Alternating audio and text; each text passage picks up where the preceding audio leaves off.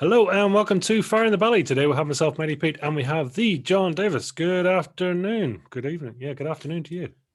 Yeah, yeah, it's afternoon here. How are you guys doing today? Really glad to be here. Listen, the joy of international sort of cross-Atlantic zooming, it's always great fun, right? So John, tell us, who are you? What are you doing? Where are you from?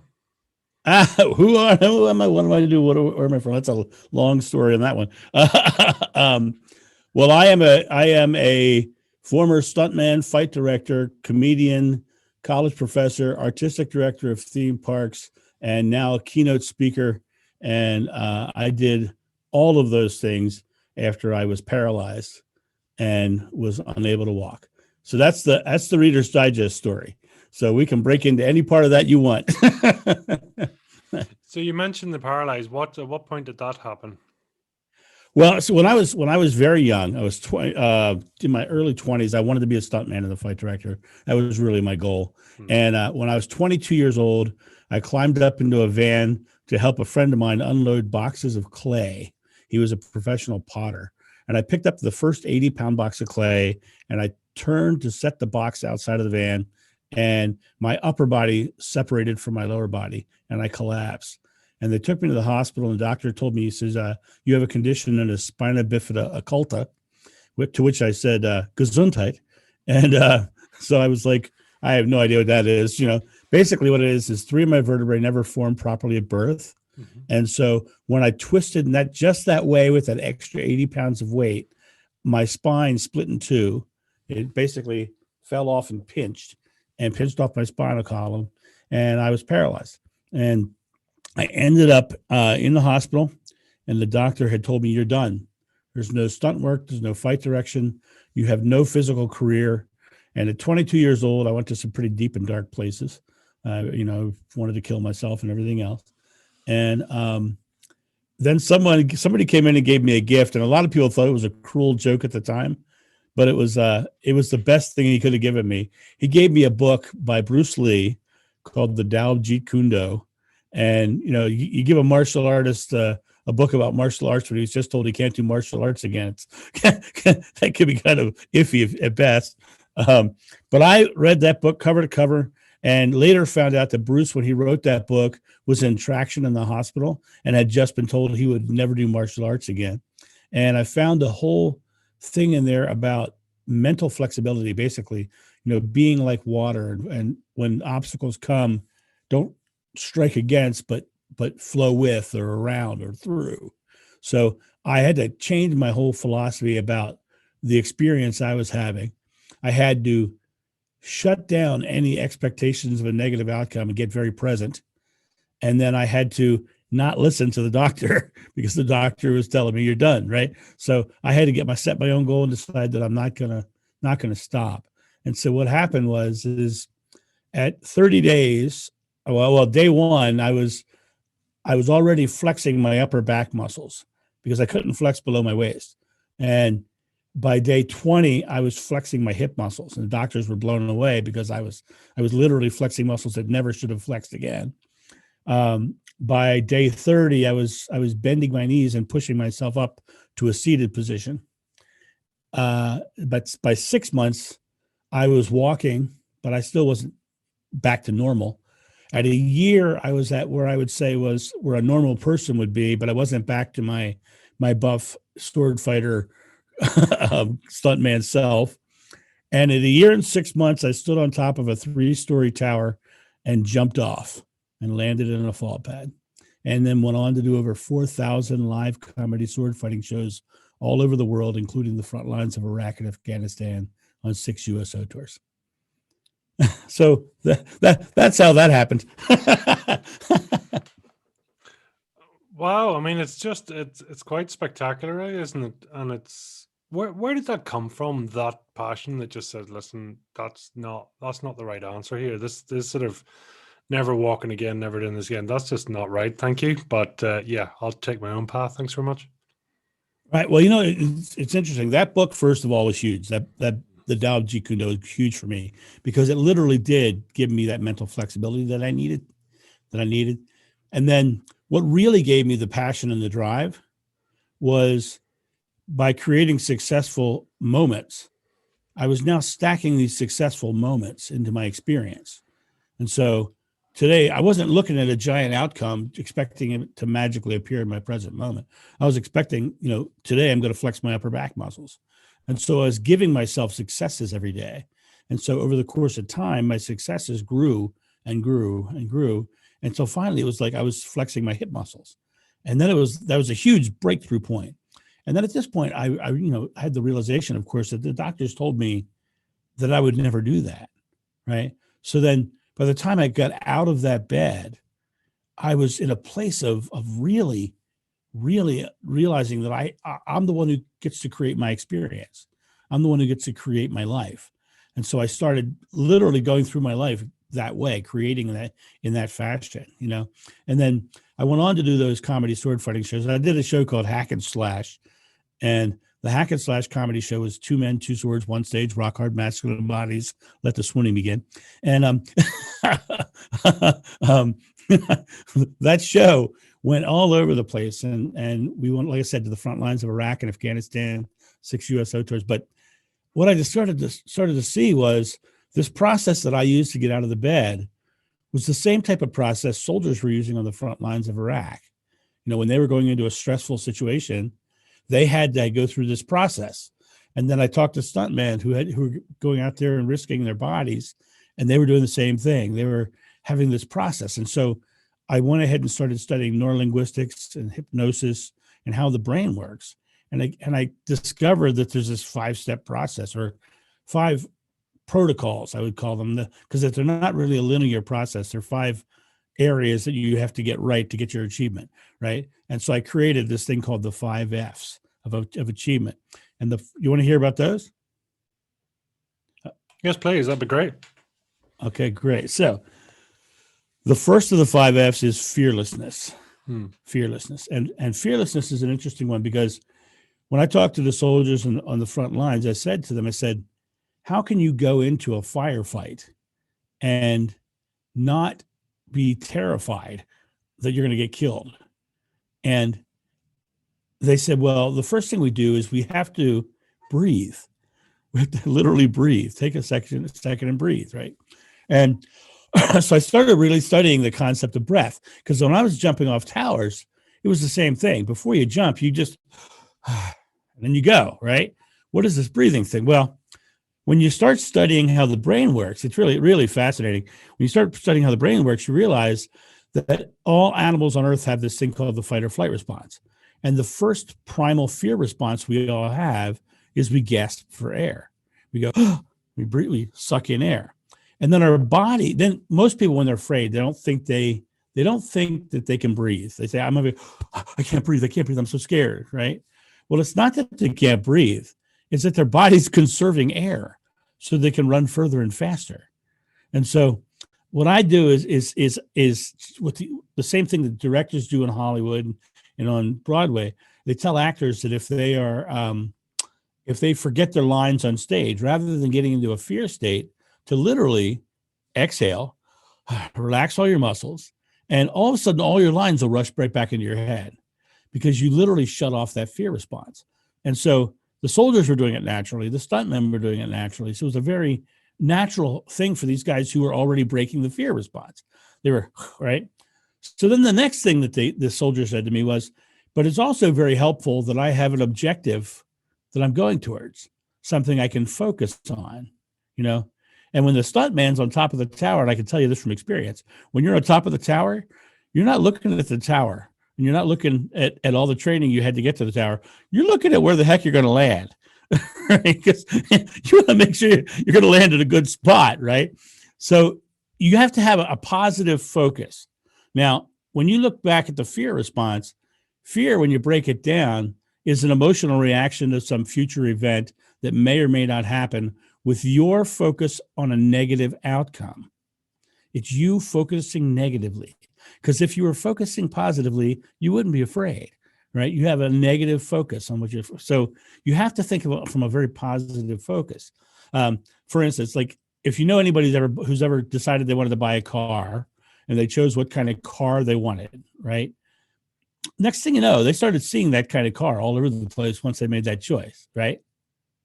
right? So that conscious choice really comes down to the space of your conscious mind chose something, your subconscious mind kicked in to help you achieve it.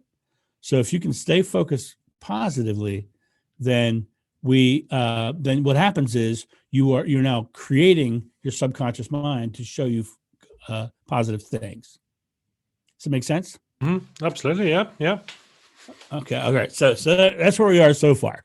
So we got fearlessly focus. The next one's a hard one, but it's the pillar of everything, and it was the thing that really got me out of my bed. Faith. I had to believe I could get out of the bed. I had to believe I could do it, right? But I couldn't take somebody else's belief. The doctor was trying to give me all kinds of belief. He was trying to tell me that there was no way that I was ever going to do it, right? That was his belief. I couldn't take his belief. I'd take mine. So when I took mine, I just said, no, I am going to be a stuntman, no matter what. And I just took present moment actions to get there, right? I took present moment actions in the faith that I was going to be a stuntman. I mean, I was flexing those muscles because I was building those muscles up so I could jump off that tower. That's why I was doing it, right? So I was staying very much in that space, fearlessly focused with faith. Can I just the check next there? one's the heart. Can I, for you? I mean, you've interchanged there faith and belief as the two words. Are they one and the same for you? I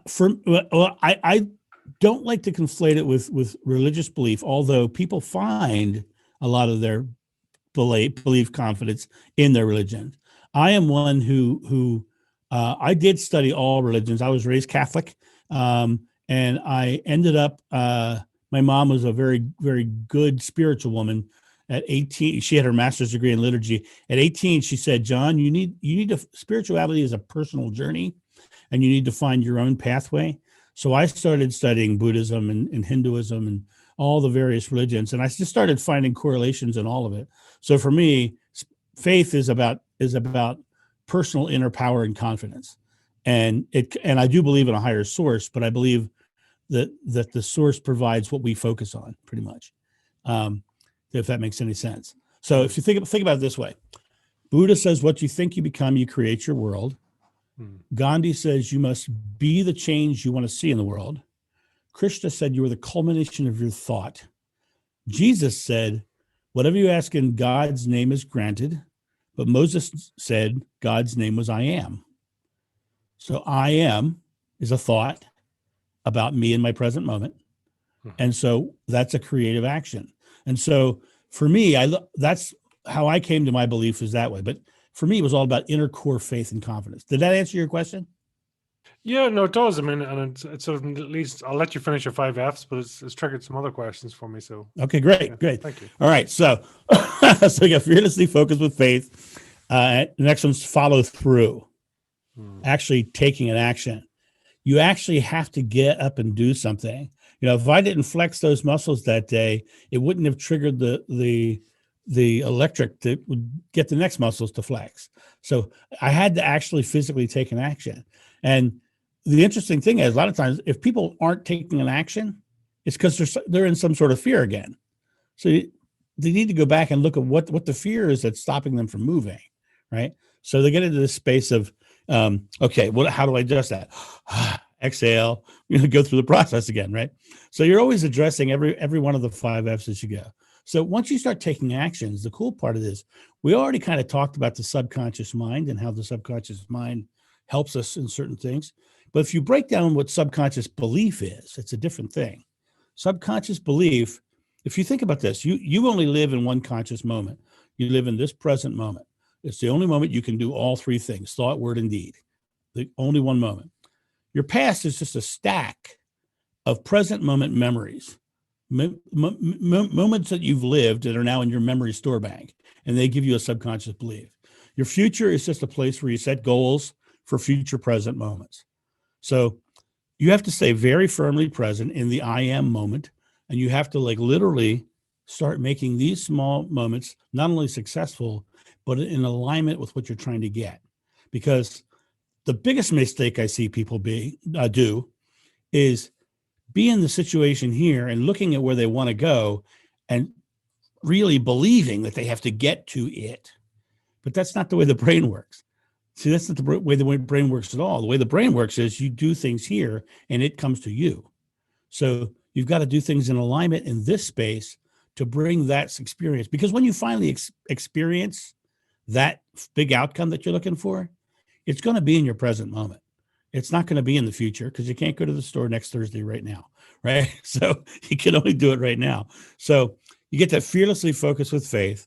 And then the last of the 5 F's and follow through. The last of the 5 F's is the one we really kind of started on with this conversation, flexibility. Flexibility. I talked about mental flexibility with Bruce Lee.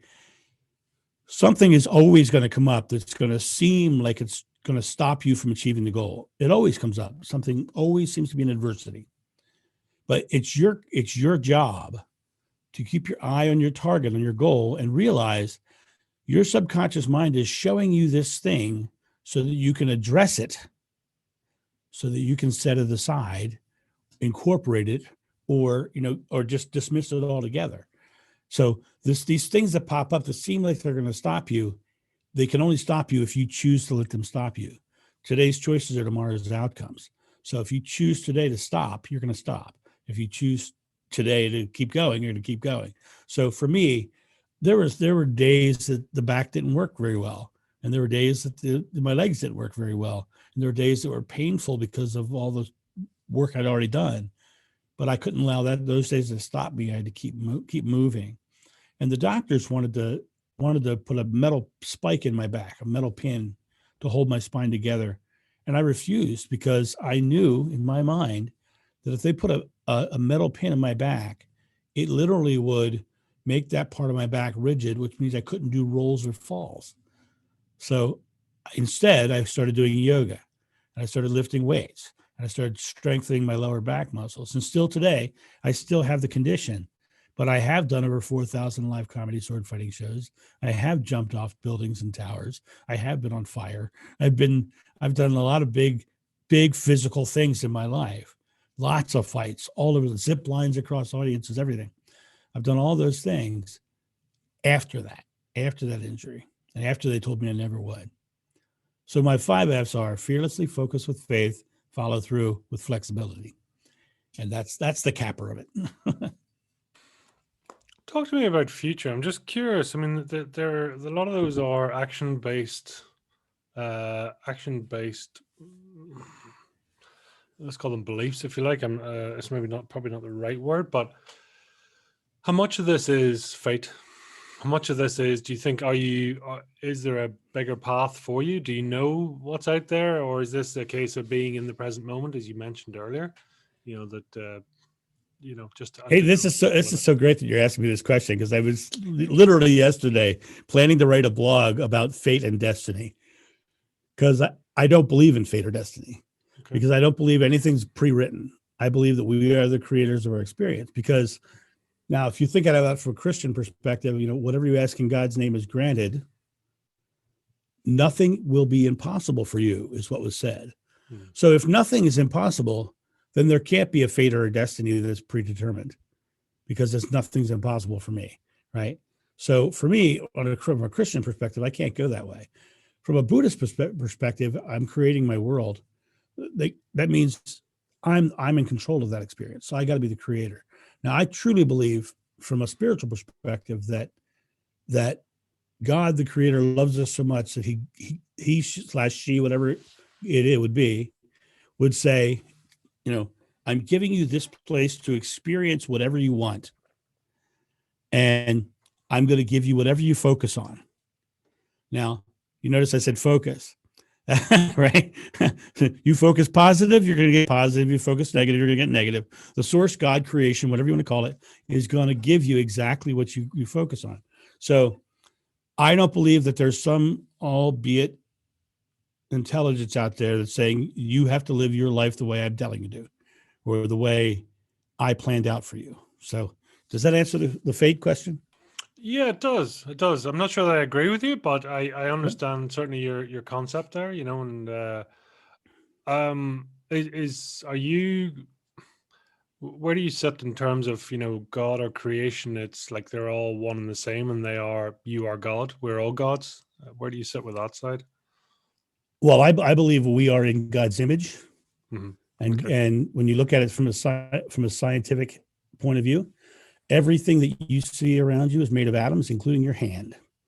And so, and when Einstein looked at his hand, he saw an energy event.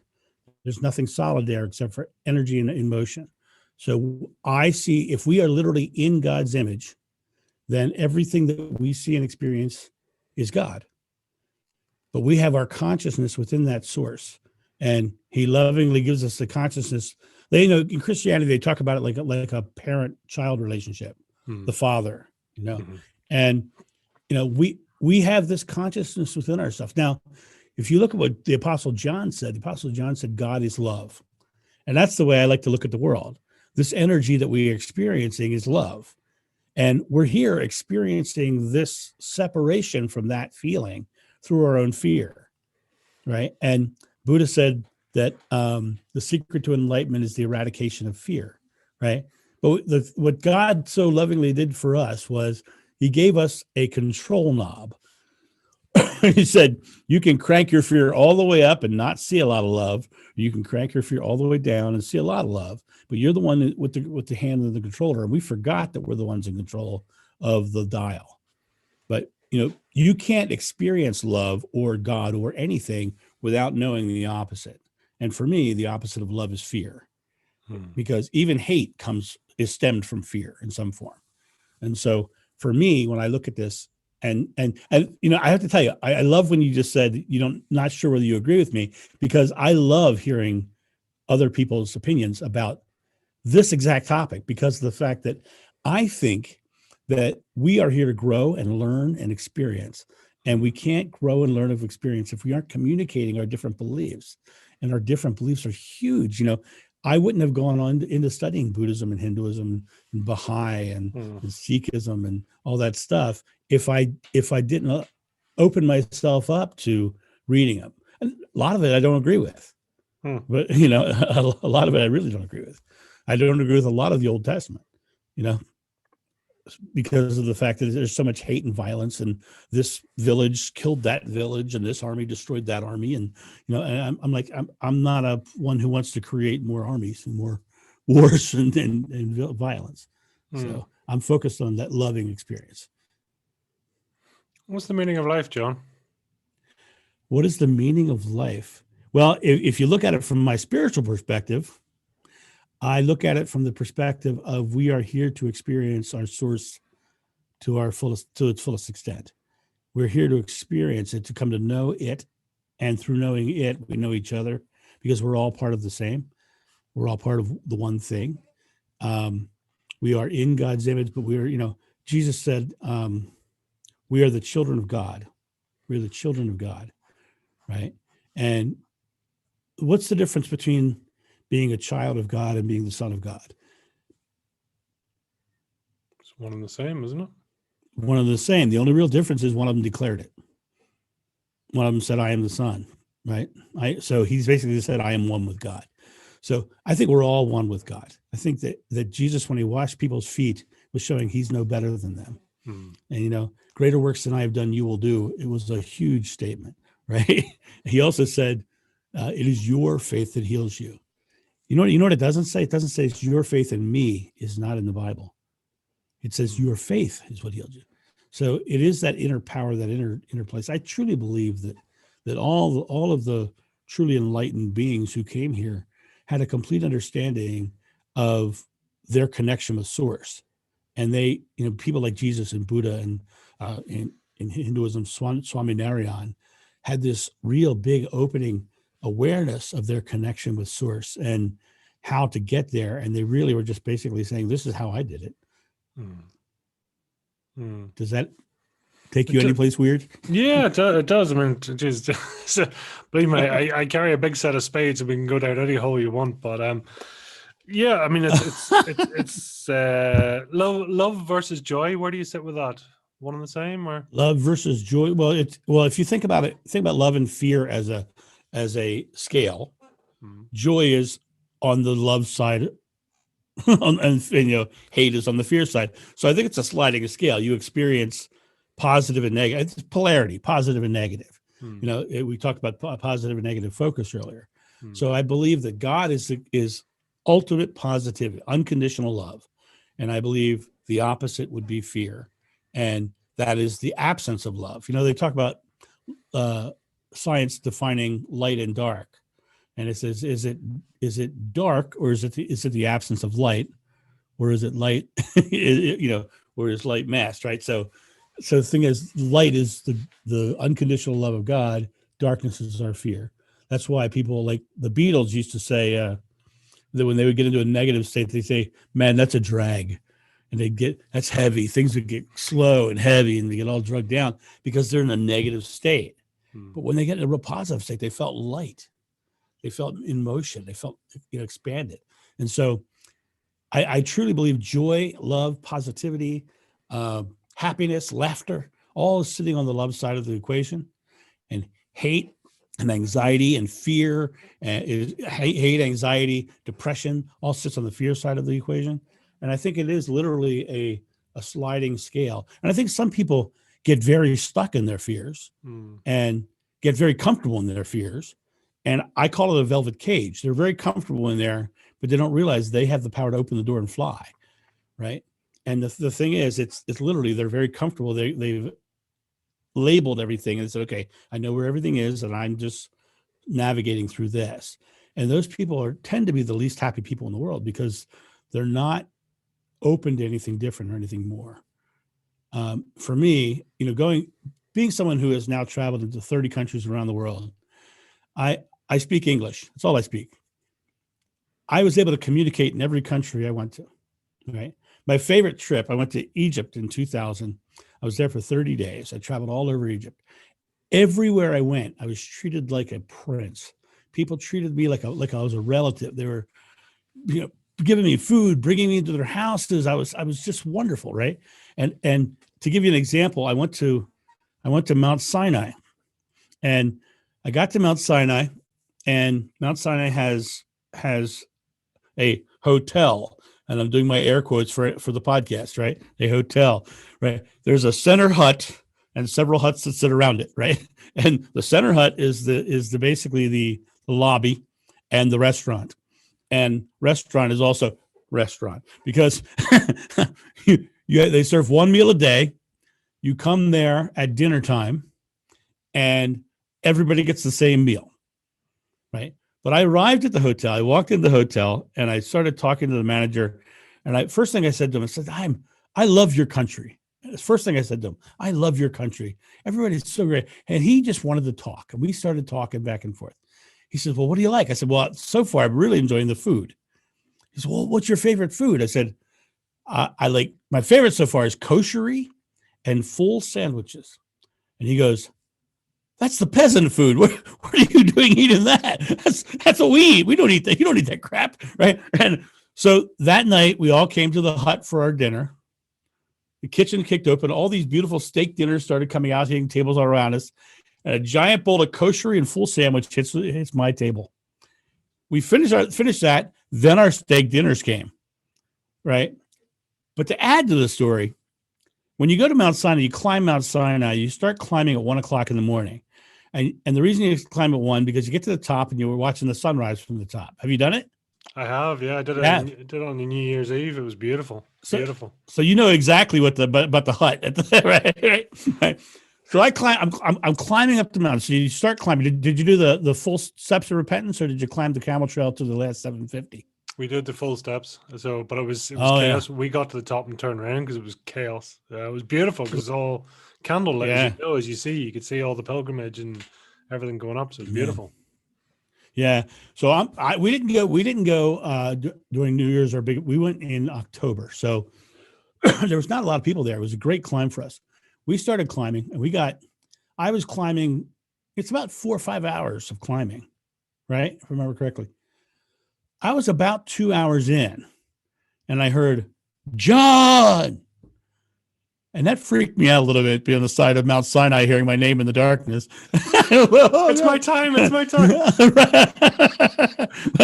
but it wasn't God. It was the manager from the hotel running up the mountain to give me his coat because he thought I was going to be cold at the top.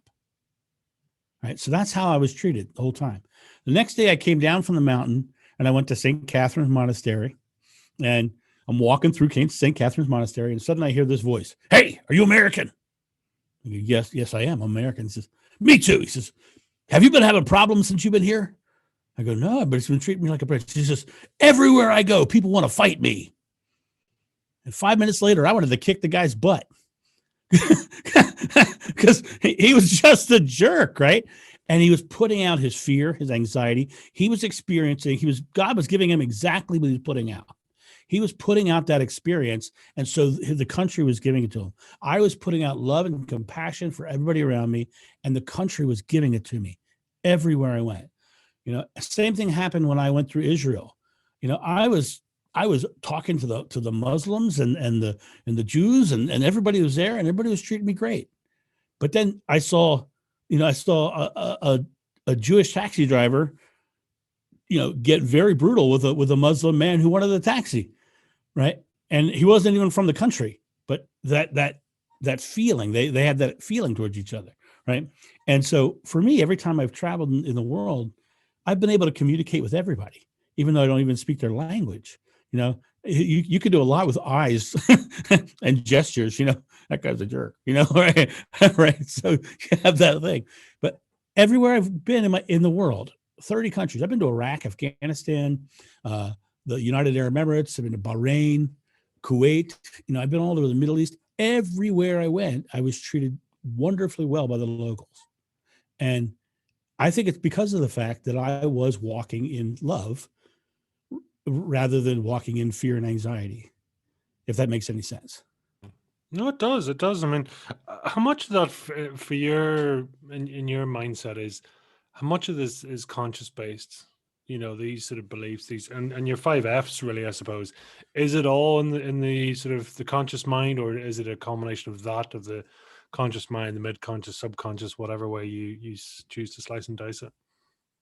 Well, see, when I think of the conscious mind, I think of the present moment, because the conscious mind is the only place it only exists in your present moment, because you're not conscious in the past and you're not conscious in the future. So the conscious mind is where you are actively choosing and acting, right? So for me, yes, everything is conscious. I would be what they would consider in the New Age mentality of a conscious creator, right? But I do give I understand that I'm not the one creating the outcome in its physical manifestation, but I am the one putting in the request, right? I'm the one, I'll have this one. I'll have the number 2, please. Right. Right. Give me that. Right. And God says, whatever you want, whether it's going to suck for you or not, I'm going to give it to you, because you're the one asking, you're the one who's asking for it. I said, whatever you ask in my name is granted. Nothing's impossible. Go for it. And so we are creating whatever we want. If you want to create a negative world or a fear-based world, you're going to have it. I mean, we just had a whole bunch of, the past, pardon me. Do not want to talk politics, but in the past 4 years, we've had a lot of fear-based negativity that have created a lot of division and hatred in our country. And we're still reaping the pain of that. I mean, our mass shootings are up right now, and like everything. We're still reaping the pain of all that fear that was reaped across this country. And what's interesting right now is that there seems to be a big push in the opposite direction to me, which is, it's a breath of fresh air. You can see people really stepping up to help each other out. You can really start to see, the neighbor who couldn't get out, suddenly all the other neighbors are bringing them food or taking them places or doing things for them.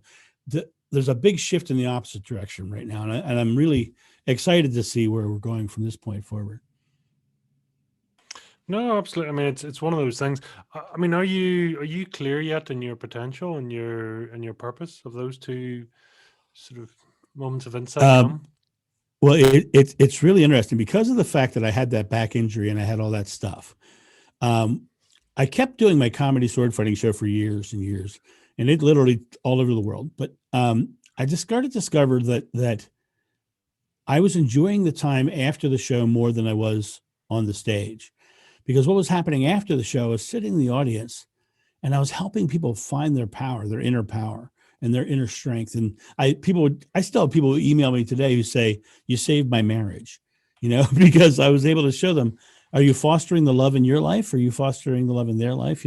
I had a guy come to me one day, and it was at a festival in Maryland Renaissance Festival. And he used to come every week. And he came one day and he was just angry, just mad. And I'm like, what's going on? He says, I wanted to come out here today and my wife didn't want me to come. And she got really mad. We had a big fight. I think I'm going to leave her. Right. And he was serious. He was going to leave her. Right. And it was like this, it was just, and I said, why? Why would you leave her? He said, well, because I deserve a day off. Now, I knew for a fact that she was home with 3 kids. Right. She was a housewife with 3 kids. So I said to him, can I ask you a simple question? I said, yeah. He said, yeah. I go, when does she get a day off? And I said, yeah, because she's washing all your clothes. She's taking care of your 3 kids. She's feeding all your kids. She's working every day to take care of those kids. And you're working Monday through Friday and then coming out to the festival and playing on the weekend. If you want love in your life, you have to foster the love that's in your life. You have to, if you want love, you've got to be loving. If you want a positive experience, you have to be a positive experience. It starts, your experience starts with you and nobody else. It's beautiful, isn't it? I mean, it's perception is your reality too, right? So it's all about, as you say, you foster what you want, and you Right. put it out there into the universe. Right. Yeah. Yeah. So I have a question for you, and you go if you want or not. But you said that there's some of this you didn't believe. Where do we diverge? Where do we go our separate ways? I'm not sure that it's not necessarily a disbelief. I think it's I'm kind of almost wondering. It's that next level. I suppose I sit more in the as much as I can in the subconscious mind, and then the side of creation. So I suppose the question is, are you leading your life, or is your life leading you? And I think it's what I try to get into there is, when we sort of, so that's what I'm saying. The 5 F's are very much conscious, what I would call conscious behavior. And the Yeah. question is then, are you then following? That's why we talked about fate a bit, like, or faith or wherever you want to sit, and it's like, where do you sit is like, are you leading life and being present and just leaning into it? Or do you turn up consciously and you try and create it as you go along? I don't know. It's just, it's a weird. Well, there was an old motorcycle builder named Indian Larry, and he used to always say, if you do what you love, the money will come. Right. If you follow your passion, if you follow the fire in your gut, right, what's going to happen is you're going to start to experience things that are very positive, and you're going to start to experience positive outcomes from it.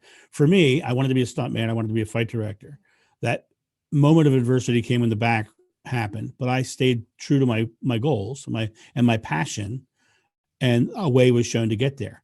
Once I got there, I was doing my show. I decided at one point that I wanted to be a college professor while I was still doing my show. And what was happening was I started focusing on, okay, I'm going to be a college professor. And the next show that I did fight direction for was a play called My Favorite Year here locally. And I was brought in to direct the sword fights. There's several sword fights in that play. And I was directing the fights, and the show was great, and the fights were great.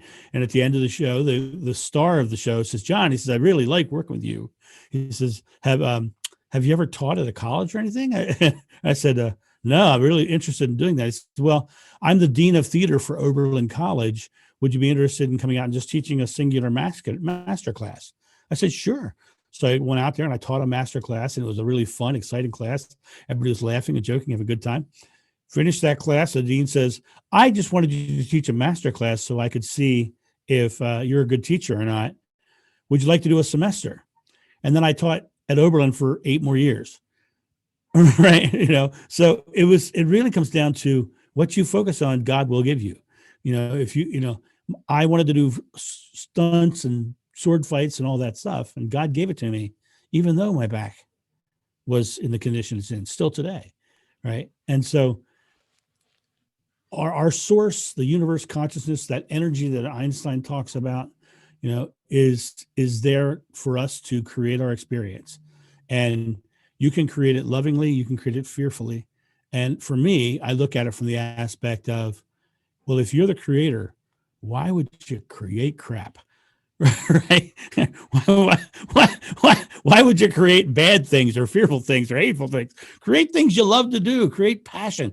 Create the thing that do give you fire in the gut. For me, the fire in the gut came when I started seeing people achieving more in their life and stepping. I had one woman that I worked with, and I'll never forget this. She was agoraphobic. She couldn't leave her house. And I worked with her over the course of like 6 months to a year. She took a solo trip to Africa and climbed a mountain and hung out with the gorillas. The Jane Goodall, or whatever her name was, had the African gorillas. She went and did that on her own, and yet she couldn't leave her house before, right? So it was just a matter of seeing someone like that go from, stuck in their home in that fear state of being afraid to even walk out the front door to going to Africa and climbing and talking to gorillas, right? To me, that's amazing. And so that's where my fire comes, because I look at people and I say, I have learned something from this back injury and this process that I went through, that it would be completely unloving of me not to share. I have to share it, because that's not loving to, know something and not share it. Mm. Which is what I think Jesus and Buddha and Christian, all those guys did. They knew something, and they did the loving thing and shared it, pretty much. What does fire in the belly mean to you? What was that? What does fire in the belly mean to you? Fire in the belly, the driving passion or force, the reason why, the purpose. If I find that purpose, that thing that literally drives me into that next place of achievement. Does that make sense? Yeah. That's so. And for me, I'm a parent, so a lot of my purpose right now, as I'm older, is my purpose is my son, and as a parent, my job is to build good people, right? So here I am helping him come to that next level of experience, and he's doing great. He's going off and has great loving beliefs, and he walks in the room and his smile is infectious because he feels great about what he's doing and who he is. And so for me, your purpose, your drive, the thing that gives you the reason to move. And for me right now, that purpose mainly is my son, followed very quickly by the fact that I can help people get to that next, basically in your language, help people find that fire in the belly, that thing that gets them out of and the strength within to act upon it. Do you like yourself? Do you love yourself? You know what? There was a time I did not. My father was an alcoholic abuser, and he was being a good Catholic family. We had 7 kids, and I was the one that he hated. And he took it all out of me for years and years and years. And I was a complete introvert. And it wasn't until I found theater and acting that I was able to step outside of I had to kind of step fully outside of myself to be able to act normally in public. And then once I was able to do that, I was able to come back and be normal. Now I love myself. I love the things I've done in my life. I love the things I'm doing in my life. I love where I'm going in my life. I get up, it's like I'm now a keynote speaker full time because I go out there and I'll tell you one of the things I do in one of my speeches. I pick the most timid person I can find in my audience. I bring them to the stage, and under 5 minutes, they learn to crack a whip and hit targets out of my hand. And it's all by using the 5 F's, addressing their fears, getting them focused on the right kind, building their faith and confidence through positive reinforcement, getting them to take a simple action first, getting them to crack the whip, and then hold that target up and having them be flexible. And then, of course, readdressing their fear when they're afraid of hitting me. I basically say to them, I promise you're not going to hurt me. Right. I basically lie to them. But I guide them through the process. Under 5 minutes, they go from never having held a whip to hitting targets out of my hand. And it's all through the process of giving them so much positive reinforcement, addressing their fears, getting them to take an action. And then once they have a positive result, reinforcing the positive result, they crack the whip. Now, the interesting part about that is when they come to the point where they actually crack the whip, I haven't even mentioned whips at that point. we've been talking about fishing the whole time. We're going to go fishing. We're going to cast our fishing rod, right? So I get her to cast her fishing rod, and it just happens to be a whip in her hand. And it goes crack really loud. So once she's cracked it, I can give her the positive reinforcement. Did you hear that? Yeah. Did you hear that? So you can crack a whip now. So now I'm shifting her mindset from not knowing how to do something to knowing how to do something. You can crack a whip now, right? Now just focus right here and cast your fishing rod. And bam, they hit the target. It literally is getting them out, getting their fear out of the way and getting them to take an action in confidence and faith. And once they take that action in confidence and faith and really focused, because if they focus on my arm, they're going to hit my arm instead of the target, right? Right. I want them focusing on the damn target, right? But that to me is the point. I bring the person to the stage. The first fear they have is being in front of their peers, being in front of the audience. And I say to her, I said, thank you so much for coming. And I turned to the audience and said, isn't she a rock star? And the audience immediately starts giving her positive reinforcement, right? Now, the whole time I'm talking to her, I'm giving her the head nod, the up and down. I'm giving her the real positive smile. You got this. You got this, giving her the whole positive time. And then I just guide her through the process, and 5 minutes, she goes from never having done it to taking targets out of my hand. It's amazing to watch. And actually, if you go to my website, corporateactionhero.com, you can find it on the For Planners page. There's video of someone going through the entire process. Pretty cool. I love that. I love that. Who did that for you, John? Who did that for me? Well, great. Like I said, I had a father who wouldn't do that for me, and a father who didn't do that for me. I had a mother who was very empowering, but she was only empowering from a spiritual point of view because she had her master's degree in liturgy. She was head of liturgical doctrine at her church. She literally was full-time Catholic. She was at the church 7 days a week. She never had a day off for as long as I was in my childhood and everything. When I started doing acting, I ended up going to a Renaissance festival in Maryland, and I met two gentlemen who were fight directors, and they were two of the best fight directors in the country, a man named Payson Burt and Brad Waller. And they saw talent in me, and they started giving me positive reinforcement. And at the end of that festival season, Brad Waller came to me and says, John, I see talent in you as an actor and a combatant, and I want to be part of your growth, and I'm going to give you all my training for free. So I took all of his training for free, and I ended up going on to work with Brad for a long time. And then he put together an organization known as the International Order of the Sword and Pen, which is an organization that brings fight directors from all over the world to Banff, Canada for a workshop every other year called the Patty Crane Workshop.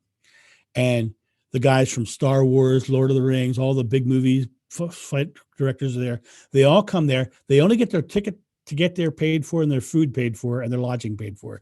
They don't get any extra money for coming. They come there just to share for a week. And so we go there and we just share experiences for a week, have a great time. We laugh, we joke, really fun time. And then, so that kind of brought, my passion, my drive, as Indian Larry said, do what you love, the money will come. I was doing my passion, my drive, and the things were coming. The payment was, Brad gave it to me for free. That's a payment in my mind. You being involved with the stuntmen from one of my really good friends is a guy named Ron McGash. He was the fight choreographer for the Highlander TV series, right? So we have all these guys that I became friends with, and a lot of them were my heroes when I was young, but all because of that one man, that one Brad Waller, who literally said, "You have talent, you have power, and not only do you have this power, but you're good." You gave me the positive reinforcement, and Brad took me to that next level. I still today get messages from Brad every so often, just checking in to seeing how I'm doing. Wow, it's a real mentor, isn't it? Someone to do that for you. Yeah, and he's I'm 57 now, and Brad I'm gonna guess he's probably close to 70. And he's still doing sword fights and he's an amazing guy. I mean, you mentioned briefly there, but I mean, what was Little John like? What would we have met had we got to? Little John. Hmm, I'm sorry, that whole Robin Hood thing. I thought um, you'd get that. I That's all was right. when I get that, and I get the old song, Big Bad John. I get those two things, Robin Hood and Big Bad John. Um, which is funny because when I was a kid, my favorite movie of all time was Errol Flynn's Robin Hood, and I wanted to be a sword fighting, rope swinging Robin Hood character. I was ended up doing that for most of my life. um, but that kid was emotionally abused. He was at at 13, he was 265 pounds. He was huge. He was um, a complete introvert. Um, he ended up when by the time he got into high school was still very so much an introvert. The teachers wouldn't know his name. Yeah, I say his like it's a separate person, but my name. Um, they wouldn't know my name a month after I was in their class. They just didn't know who I was in their class because I was that quiet and that invisible. I had made myself that invisible, and it was literally right as I got out of high school that I ended up doing theater, and that really brought me out. But that kid was. Oh, the interesting thing is when I talked to people who knew me back then, they said, "John, you always had a smile on your face. You always were smiling. You were always." But I knew I never I did not feel loved. I did not feel as if anybody was there for me or be behind me. My mom was at church all the time. My father was abusive, so I felt like I was very much alone in the world at that time. And once I got into theater and I started breaking out of that, the first real acting job I ever did was a Renaissance festival in Maryland, and my job was to be a street character, which meant that I had to literally talk to thousands of people a day, one on one. So I went from complete introvert to being thrown out into the streets to thousands of people that I had to talk to one at a time. But I could easily do it because I was a character. I was playing somebody else. I was putting on airs of being somebody else. And by putting on airs of being somebody else, I was able to eventually find that I did have power. And then, of course, the next thing that happens when you take somebody who's that introverted and they start getting a lot of positive reinforcement, which I got a lot of positive reinforcement. Then there was a while there that there was a little ego struggle. My ego got a little bit out of hand. Um, but I hope I've reined that all the way back in now. I'm not sure I have because that's a ever growing journey. But but I think it's important that we realize that we're all equal and that there's nobody who's that when they're in big ego, they think they're above somebody else, and I don't think I'm above anybody else. At least I hope I don't. Because there's always subconscious belief that lurks in there somewhere, I'm sure. That's super fascinating, isn't it? That sort of permission to be another character. It was enough to actually let the energy flow, just to start and sort of it's like it is that sort of asking, believing, receiving. Asking, believing, doing, and receiving. It's that, and before long, Right. you become the character. You start off as being acting the character, and then you become the Right. character, right? Right. And that ask, believe, receive. I think that's such a very great way of saying that you are the creator because you're the one asking. Hmm. For me to get out of that bed, I had to be the one to ask, right? As that we said earlier, if the world is built of the consciousness of God, the energy that is the source, I'm the one who gets to manipulate that. The cool part about that is that have you ever heard of noetic science? No. Okay, Edgar Mitchell was an Apollo astronaut, and when he was returning from space, he had a transcendental experience coming back, and ever since then, he's been trying to figure out scientifically what happened to him, and he started really getting deeper and deeper, and he created this new science called noetic science, noetic, noetic science, and one of the cool things about noetic science is they're studying thought and how thought is creative. And they've literally been able to measure the waves of thought coming from someone. And which is interesting because that means in this energy, this form, this air, they're literally witnessing motion from a thought. And one of the studies they're doing now is that the observer watching the thought waves can actually affect the wave just by their thought, right? They think a certain way, and so the wave changes. They're also discovering that when they consciously focus on a very specific point in space, something is happening there. They don't really know what it is yet, but they're measuring something. They just don't know what it is. But so in other words, your thought can be focused to a certain point. So it's almost like they're on the cusp of scientifically explaining that we create with this source together. This source is there, and we create through our thought. And so, Jesus said, "It's your faith that heals you." Well, faith is confident belief, right? So if you're believing it, then you're going to heal yourself, right? If I believe I'm going to be able to jump off a tower in a year, I'm going to jump off a tower in a year. Right now I'm in the middle of something. I last year I was very ill, and I lost a lot of my higher singing voice. And the other day I was talking to a friend of mine, and she's one of those people. She's a real friend, and the reason she's a real friend is she really calls me on my junk, because she catches me saying things, and she'll say, "Hey, look what you just said." And I was literally giving myself limiting belief about not being able to sing at my brother's wedding this summer. I was literally, and she was like, she called me on it. So I started focusing on the idea of that, and my voice is coming back. And by summer, I've took the new choice. Now I'm going to sing at my brother's wedding. I've already told him what I'm going to sing. Told him I'm going to be there. I'm going to sing. So I'm going to go there and I'm going to sing, and I'm going to be great. But did you hear that? I am going to be great.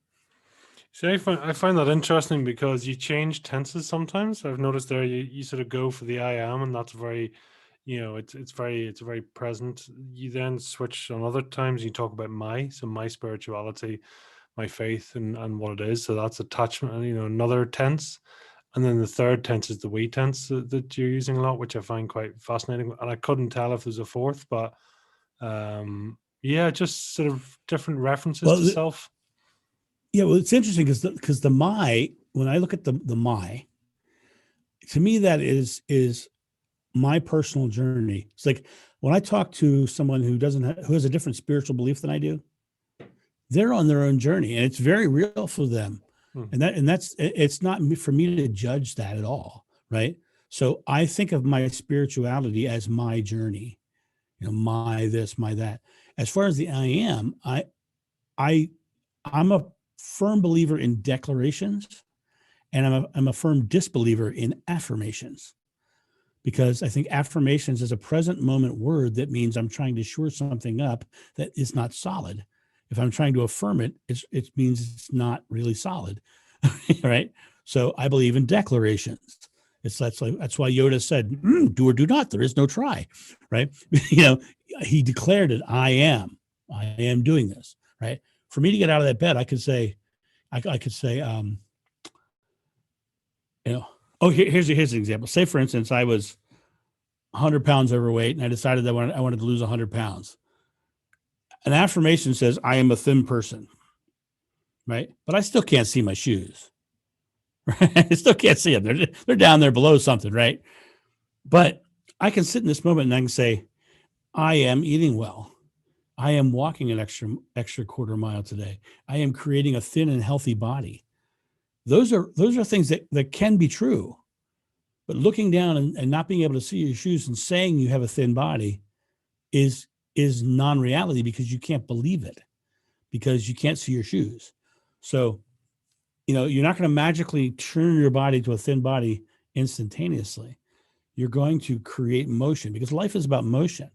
If you look at water in nature, when it's rushing downhill, that water, when it's rushing downhill, is full of oxygen, it's full of life, it's full of energy. Take that same water and you put it into a puddle, and that water becomes stagnant and bugs lay their eggs in it. Life is about motion. So if I'm declaring things in my present moment that are not moving, wanting, needing, hoping, and trying are not moving words. So I never say I'm wanting, I'm needing, I'm hoping, I'm trying. I say I'm creating, I'm enjoying, I'm losing weight. I am, right? So for the tense of I am is me declaring my present moment. The my being my personal choices, my personal power, and I don't address anybody else's. We sometimes I do talk in we's because of the fact that I believe that we're all in this experience together. First of all, we're all no matter what perspective or what way we go through it, we all have our choice to go how we go through it. But I also believe that God and I are one and the same. And so, God is there, and yes, God has more power because God's the one saying, I'm giving you whatever you're asking for. But I'm the one who has to also take the power of asking, of being that space. So it is two working for one, if that makes any sense. So does that explain the tense situation? It does, yeah. I mean, I think it's the fact that the energy flows seamlessly between the three. So I think it's, I think when I'm mentoring or whatever, it's something I'd be more conscious of. But the like I say, the energy and the self-reference, I think it's there. It's a seamless flow. I think most people also get into their own fear state, and most people judge themselves harsher than they would judge anybody else.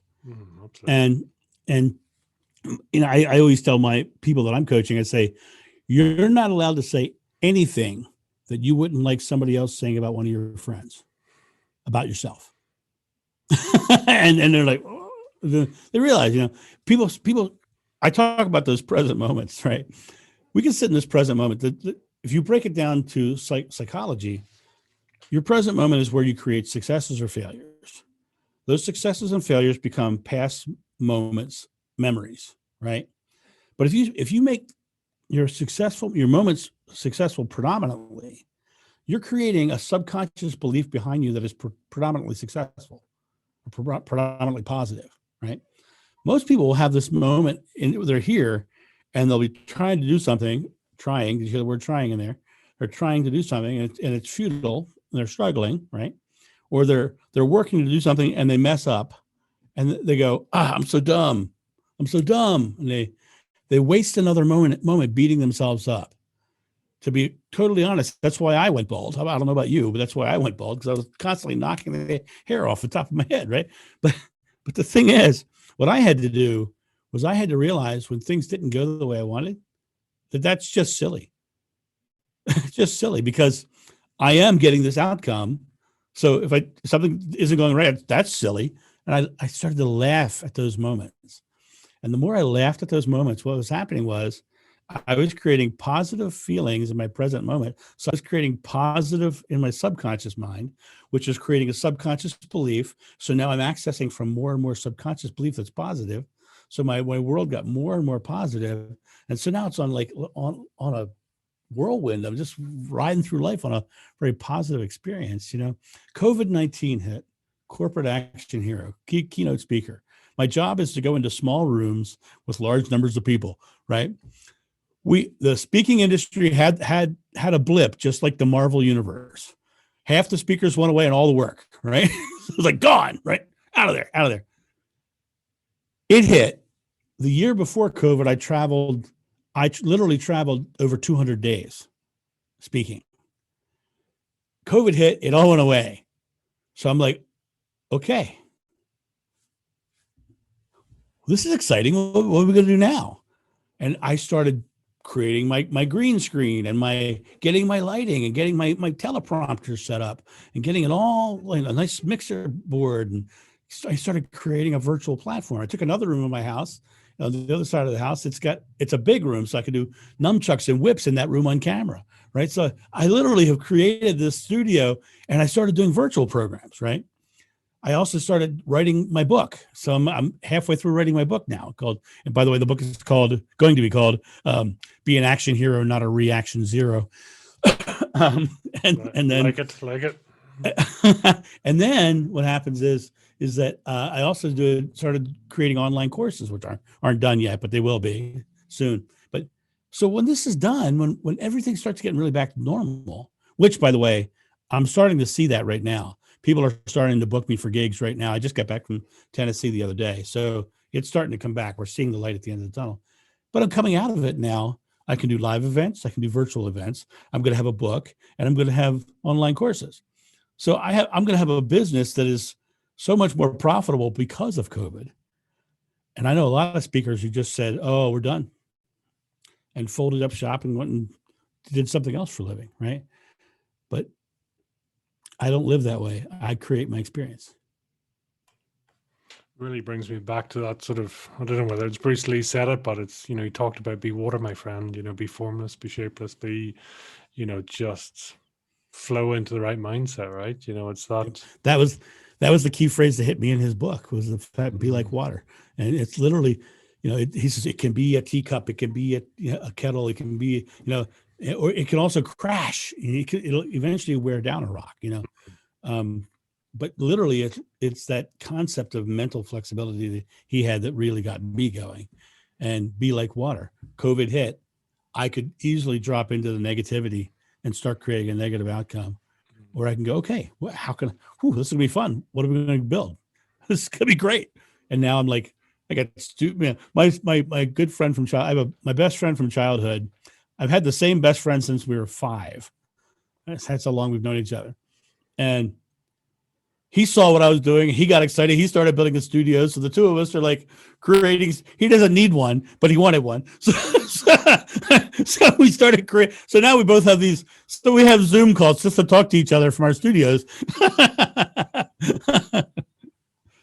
It's like gone are the days of comparing barbecues and comparing cars. Now it's like, yeah, check out my Zoom studio. It's you can crack a full whip and still be seen on camera from 14 angles, and yeah. Right. I actually, my house, I have a good sized house. It's 3,200 square feet, and it's just me and my son. And we have the older part of the house has a living room that we don't even use because the family room's huge. It's got a big fireplace and everything over here. The living room's over there. So I took the living room and I literally built a living room set with properly lit and did the whole thing. And I do part of my program from the living room set. Right. So like my house has become literally a video studio. It's been great. And I've been laughing and enjoying playing with the new tech. Like right now I'm using my Audio Technica here, but I've been playing with new shotgun mics, finding the best one for me. And I got that rigged over in the other room now. So I'm a tech dork when it comes to that kind of stuff. I love that. What is your guilty pleasure, John? Probably tech right now. Probably camera stuff. Other than that, the other one would be probably pizza. I love pizza. I don't drink. I don't do drugs. I never did do drugs, and I drank for only a brief time. But I meditate twice a day, and that is a guilty pleasure. I wake up in the morning and I do 40 minutes, and I go before I go to bed. I do 40 minutes, and that started with the back injury. Because we carry a lot of our tension in our back, and the more relaxed you can keep your consciousness, the less tension you carry in your back. So I started meditating back then when I was doing yoga, and the meditation stuck. The yoga, not so much, but I still lift weights and work my back and do walking. But some of that yoga stuff was, now that I'm 57 years old, I'm like, I'm not sure I want to do more of that, but other than that, it's great. What's your guilty pleasure?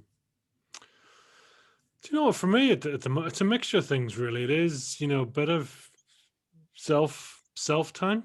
And there's that sort of mixture of meditation and really sort of delving in. But I love talking to people, and like yourself, where you get to actually sort of scratch around in your own conscious mind and subconscious mind, and just get into flow state. I love that, just to see. Because I find I see things in other people that sometimes they don't see themselves, so it's always fun to sort of see what energy they're giving off, see what they're creating, whether they realize it or not, so I don't know, I just find, I feel like I'm almost stretching my wings a bit, it's like going, oh, that's interesting, let's give this a bit of a whirl, We sound like kindred spirits, because that's exactly what I'm all about, finding that thing within somebody else and bringing it out of them, because I think it's a lot of people will sit in their present moment and they'll struggle, and they'll get very invested in struggle. And a lot of times I discover that the reason they're struggling is because they believe that struggle equals growth. And I'm like, well, if you're putting your faith in struggle, God's going to give you struggle. Right. I became a college professor and I didn't struggle to get there. It just came into my life. I decided I wanted to be a stuntman and I didn't struggle to get there. The right people came into my life because I was not focusing on the struggle. I was focusing on what I was creating and creating positively. And so by focusing in that direction, you have the chance to do that. And so for me, I talk to people and they're constantly telling me all the reasons why they're a victim. And I'm like, that was yesterday. What are you creating today? What are you doing right now? Because it doesn't matter who you were yesterday. A lot of people talk about reincarnation. I totally believe that we've had that conscious experience before. I totally believe that. But it doesn't matter who you were then. It doesn't matter who you were yesterday. Only matters who you are right now. You can remake anything right here, right now. And it's the only moment you can. You can't do anything next Thursday right now, and you can't do anything last Thursday right now. You can only do it right now. So put down yesterday, or as Jesus would say, be born again. Put that down, put it away, and start creating something new and fresh. Are you clear as to why your dad was emotionally abusive? There's a lot to be thankful for in that, because by stunting my growth, emotional growth, I think when I finally did burst out, I was able to go out in a big, broader way because I exploded past where the limitations were put upon me. So I think that there's a possibility that my own self-doubts and everything were feeding his cycle. Another thing is when I was very, very young, I was a very broad thinker. I was thinking big, young, and I don't think my father thought that way at all. And I think he saw things in me that he just didn't like. And so it was very much, he wasn't like me and he wanted me to be like him. And I wasn't. And so I think that might have been a big part of it. But I really do think that we create. Now, it comes down to, we talk about reincarnation. Do we carry our creations from life to life? If you believe in that, right? And so I love talking about reincarnation with people, especially Christians, most of them, until I bring out a couple passages from the Bible. And they go, Jesus says, who do they say that I am? And the apostle said, some say you're Elijah returned. And he says, no, I tell you, he has come already and you have shunned him, referring to John the Baptist. Says that right in the Bible. So the disciples had to believe that not only could Elijah return, but he could return as Jesus of Nazareth. And Jesus had to believe that Elijah could return and be John the Baptist. So if that's not a pretty good case for reincarnation, I don't know what is. The other thing is the disciples asked him one time about a man who was born blind and said, is he blind for his parents' sins or for his sins?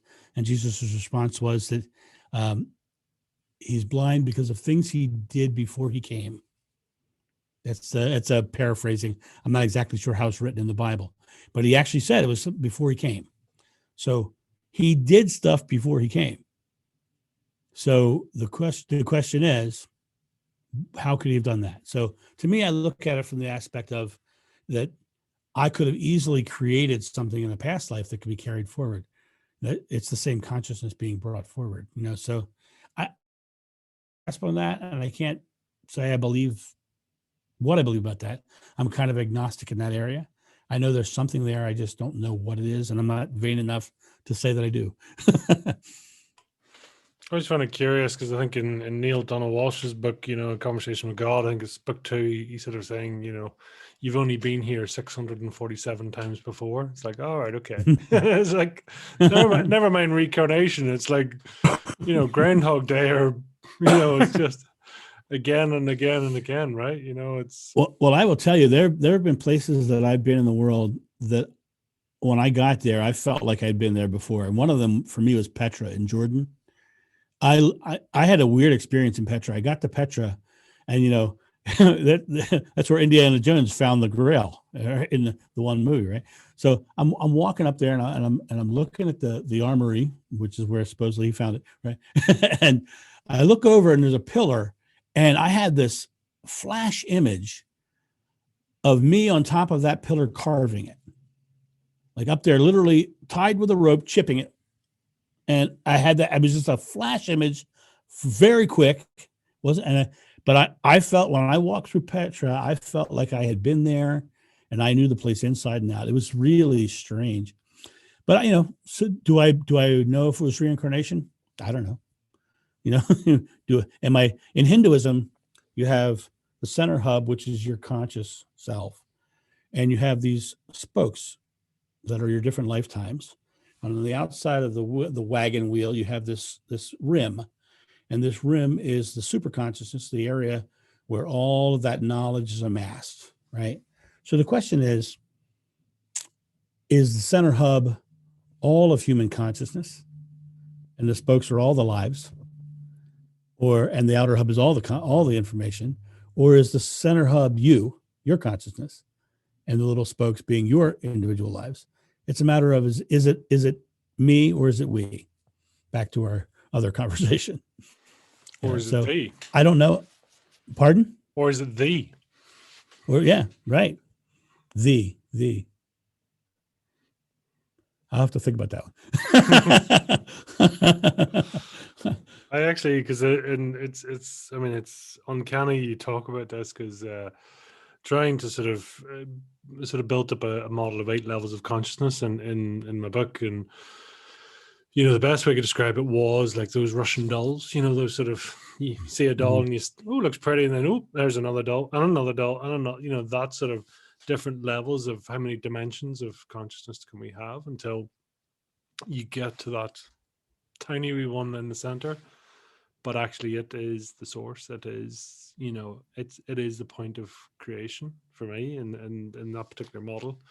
It's everything and it's nothing. It is source. It is oneness. It's just is. And I believe that there is consciousness that we don't see, that is more aware, and I'll tell you why I have that belief. I was one time doing a meditation. I was taught it was what's called a warming meditation, and it literally you're laying on your back and you start focusing on your feet. And your job is to just make your feet warm. That's all you're supposed to do, is focus on warming your feet, and you start focusing on warming your feet. And then what happens is once you feel that sensation, you start slowly increasing the heat and bringing it up your legs and up your body. And I was sitting there trying it for the very first time. I'll never forget this.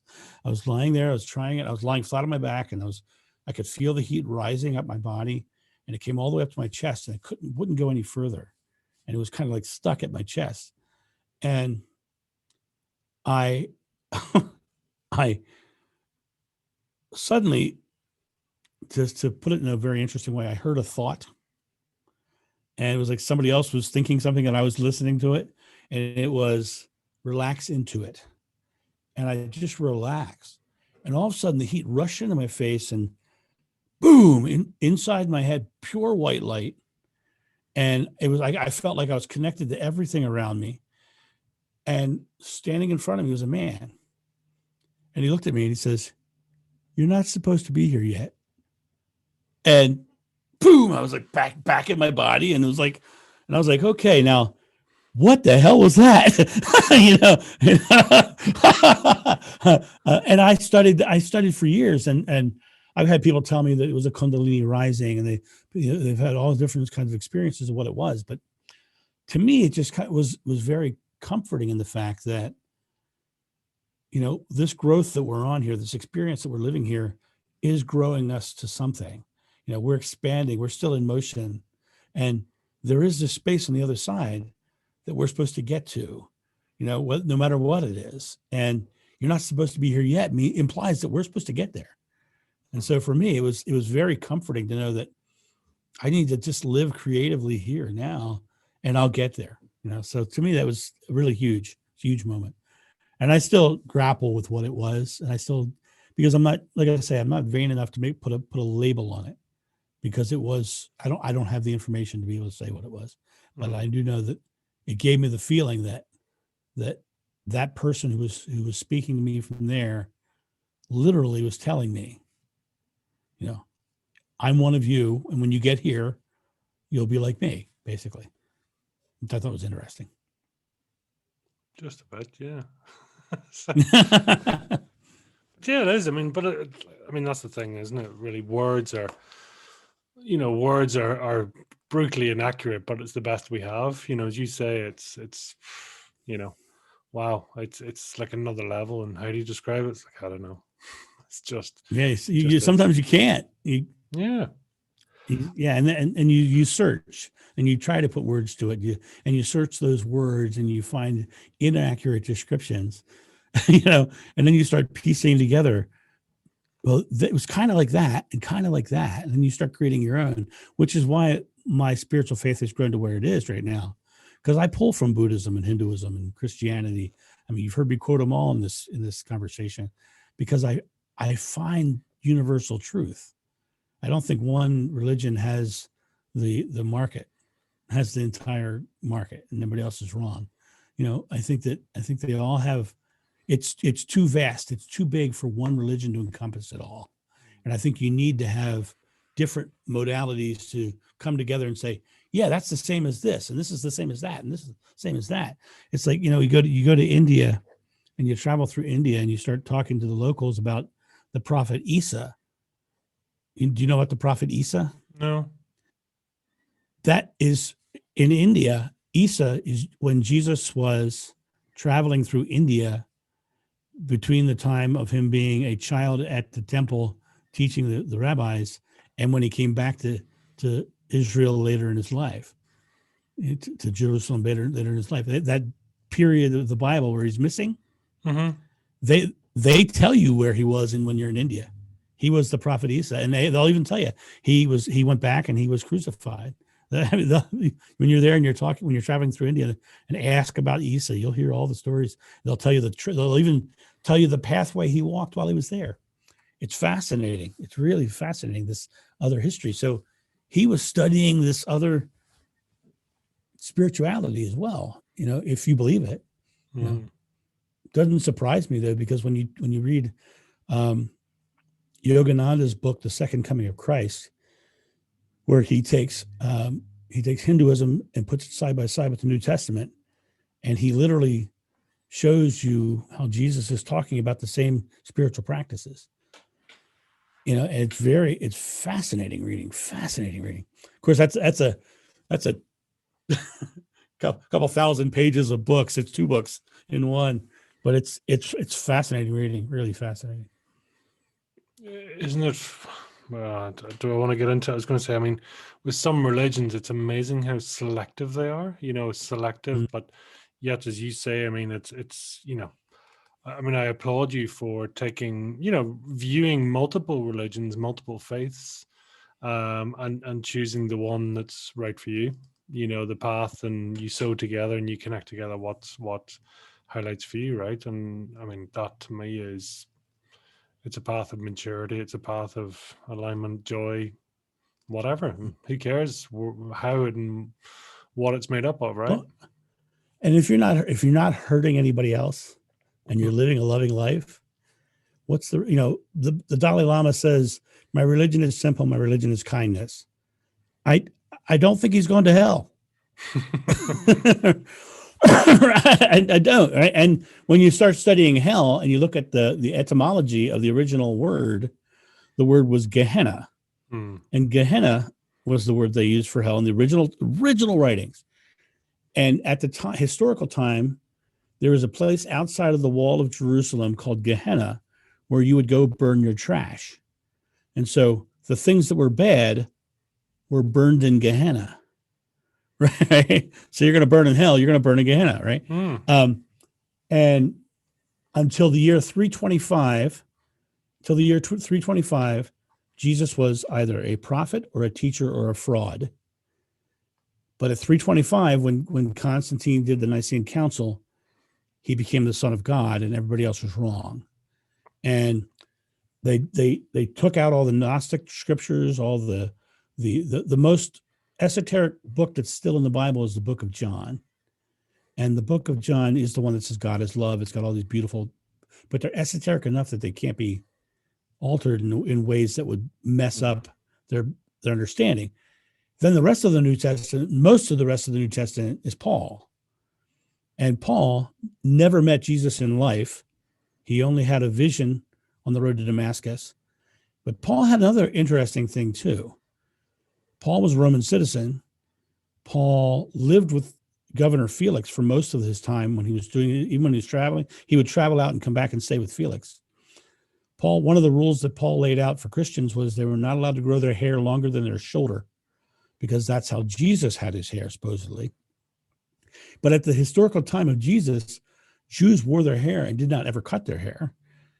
And Romans did cut their hair. So there's all these rules that are being placed on, all the rules that they follow in Christianity right now are Paul. They're Paul's rules. And so when you study about Constantine himself, he came to the Nicene Council dressed as the pagan sun god and was not baptized until his deathbed. So he wanted to live as a pagan, toga, and then die as a Christian and go to a Christian heaven. So it was really, there's a lot of really interesting, fascinating things there. But when he said he's the Son of God and everybody else is wrong, then you had, after that, you had the Crusades, you had the Inquisition, you had all these horrible things done in the name of God and Christianity, which I think Jesus was an amazing teacher who really showed us. And it's Gandhi. I think Gandhi said it best. I love your Jesus. I don't like your Christians. Is what he said. Right. Because I think Jesus was, when you read what Jesus wrote and said and what was actually attributed to him, it's all empowering. It's all, you are the creator. You are the Son of God. One of the quotes is something like, the pathway to heaven is through your own door. That's in the Gnostic text because it was cut out in 325 at the Nicene Council. I'm sorry. I dropped into one of my topics that I love to talk about. Sorry. No, it's always it's beautiful to see it. It really is. Are you where you're supposed to be, John? Yeah, I am. And I'm already feeling the drive to go somewhere else.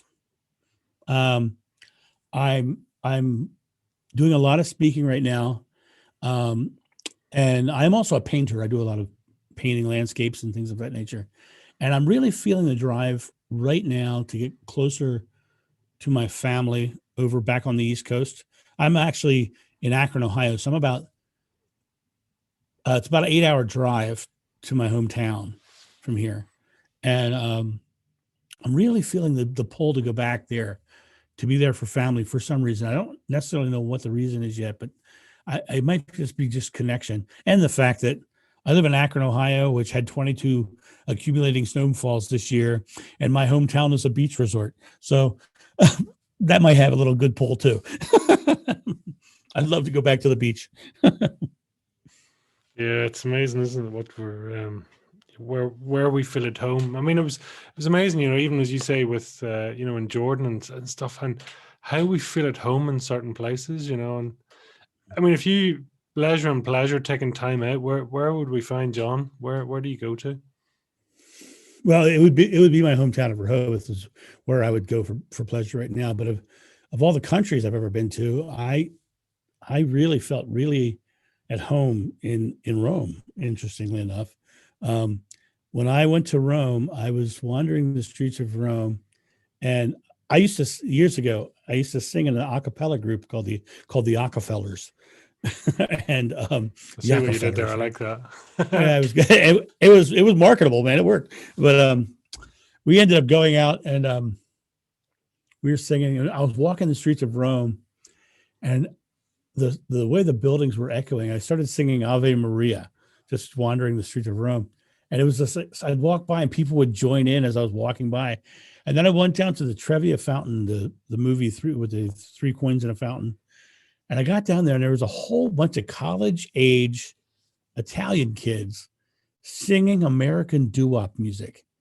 And the Rockefellers, that's what we sang. We sang American doo-wop. And I sat there for 5 hours just singing doo-wop with those guys. And it was so lovely. We're eating at the outside cafes. I thoroughly loved being there and being in that city and that feeling. I'm not sure how I would have liked it 2,000 years ago, but I know I like it now. Right. It's amazing, just different places feeling at home. What for you is the common language? I mean, you talk, you've been to 30 odd countries and, going to things and speaking one language, but yet you speak every language, right? It's like, what is the common language here?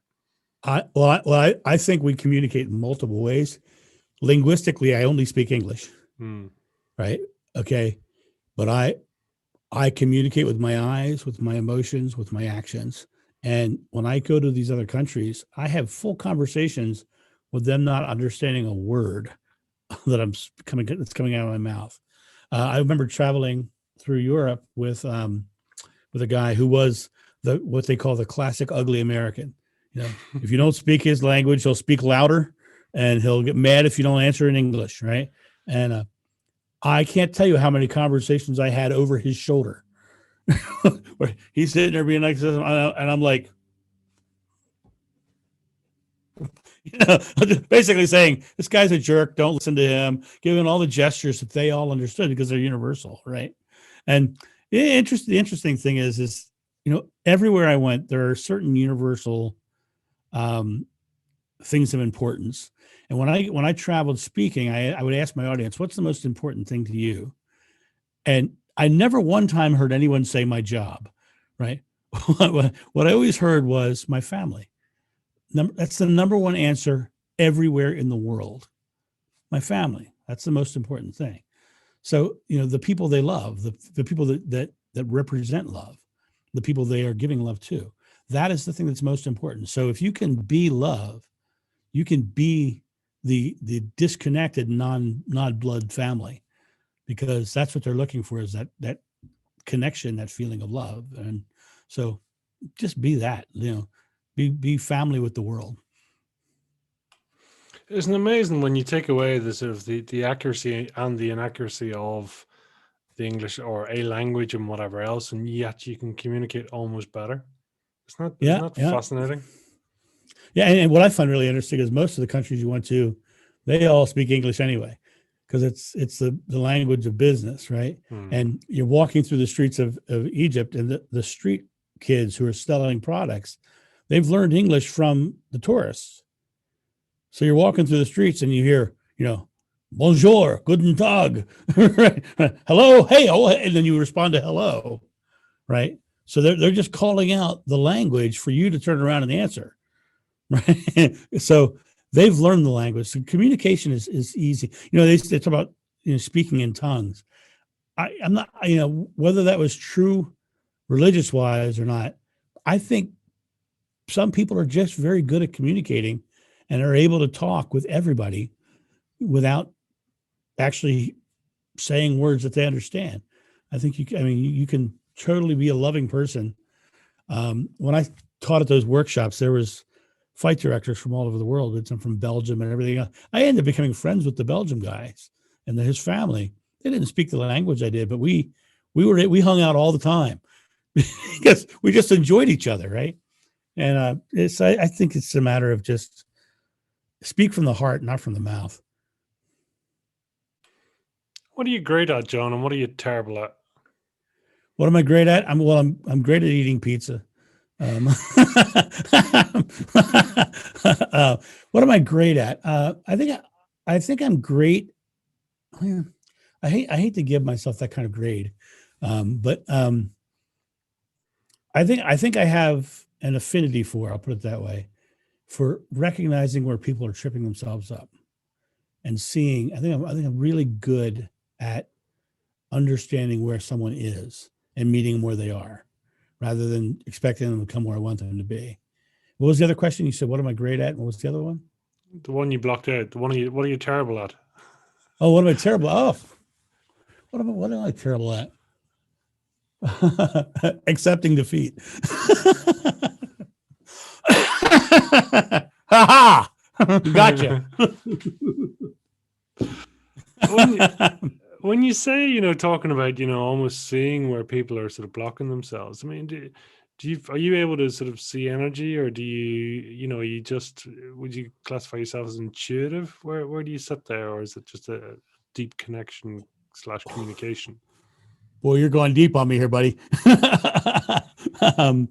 Yes, I do believe in intuition, and I have absolutely seen energies. I absolutely have seen energies. I'll never forget. There was a woman I knew. She's passed away now, and God bless her. She died of cancer far too young, and her mother was a truly emotional, abusive person. And I'll never forget the first time I ever saw that was I was standing in a room. We were rehearsing for a show, and she was up on stage, and her mom walked in the room, and you literally saw a rush of energy come from her to her mother. Like her mother was sucking the life out of her, and you literally saw it. And it was huge. I'll never forget also, when I traveled through Peru, we went to the temple of Sacsayhuaman. And have you ever been to Peru? No, never have actually. Not Okay. yet. Sacsayhuaman is the temple that you always see the picture of people standing in front of the gigantic, oddly cut boulder that's like two times their height. It's like a 400-ton boulder that you can't figure out how it got on top of the mountain, but it's got like perfectly cut lines on it. And when you climb to the very top of Sacsayhuaman, there is a series of concentric circles that are low stone walls, and they're about, I would say they're probably 16 inches tall, right? And when you walk through them and step over them, you're just hearing the wind. But when you get to the dead center and you speak, everything echoes like you're in a hollow chamber. And we're standing there, and you're on top of a mountain. There's no walls except for these little 16 inches, right? And we're standing there. The four of us were standing there, and we all started feeling weird in our stomach. And then we realized that we were literally swirling in a circle, like on our feet, like doing this in unison. It was like we had stepped into some sort of energy that was making us spin. And not only was it making us spin, it was echoing. It was really strange. And like I said, I have no idea what it was. And I will never deny it, because I experienced it. But I can't describe what it was. The other thing that happened to me was I have when I was traveling in Norway, I stopped at a church, and there was this beautiful old church, and I snapped a picture of one of the doorways. And it was all on digital camera. So I went back to my room that night, and I pulled out my SD card and I stuck it in my computer. And in the one picture of the doorway was this mist. It was, I figured I breathed on the camera or whatever, but in the mist was a face. And I mean, a real, like eyes, nose, nostrils, beard, mustache, long flowing hair, right? And it was like half of the face. So like the mist was here going this way, and this part was not misty. So you could only see half of the face in this mist. And I'm looking at it, I'm like, this is so bizarre. And the more I looked at it, the more I said, that really looks like the Shroud of Turin, right? Which I thought was really strange. So I went online, I downloaded the Shroud of Turin. I'm sure you know what that is, the Shroud of Turin. Okay. Yep. I cut that face in half, and I set it on top of the picture that I took in Norway, and it completed the face.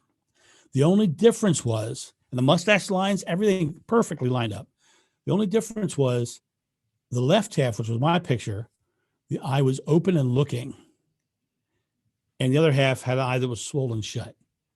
The Turin side, the Shroud of Turin picture. And I to this day, I'm like, I can't explain what it was. Was it a ghost of a priest? Was it an apparition that just was there? Was it an energy I was feeling because I was there at that moment? It was manifesting in that space. But Yeah, it was it was an interesting experience. I still to this day go back and look at that picture. I'm like, okay, what is this? I'll send it to you. I'll email it to you so you Oh can wow. share it if you like. If you like. Yes. It's amazing, isn't it? That, Yeah. yeah. I mean, it's yeah, just marvelous. It's hard to talk about because Mm, you can't really explain what it is. You can put a label on it. Oh, it's a ghost. Oh, it's the spirit of Jesus. Oh, it's the whatever. Or is it Saint Germain? Some people think they try to term Saint Germain, but who knows? Who knows what it is? Doesn't matter. It just shows me once again that there is more than what we are experiencing here. And so I'm not, like I say, I'm not vain enough to tell you what it is or to mm. tell you you're wrong for what you believe it is. But to me, it was once again very comforting to know that there is something more. Would you describe yourself as in full alignment? In full, I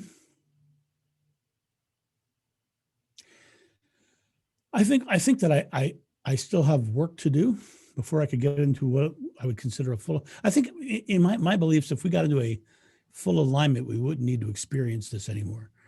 You know what I mean? I think that this being here is literally being out of alignment so that we can experience.